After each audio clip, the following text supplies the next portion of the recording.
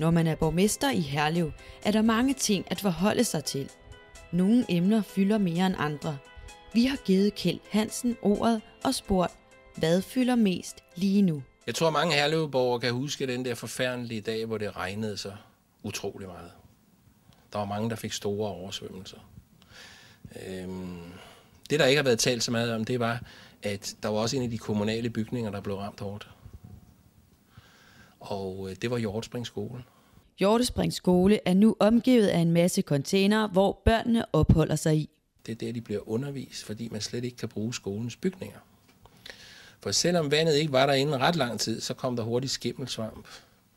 Og derfor vi måtte rydde skolen, rive alt ned af væggene, rive hele gulvet væk og alt, hvad der er i loftet. Alt skulle fjernes, fordi der var kommet skimmelsvamp så hurtigt. For Herlev Kommune betyder det, at det bliver en af de dyreste investeringer i kommunens historie.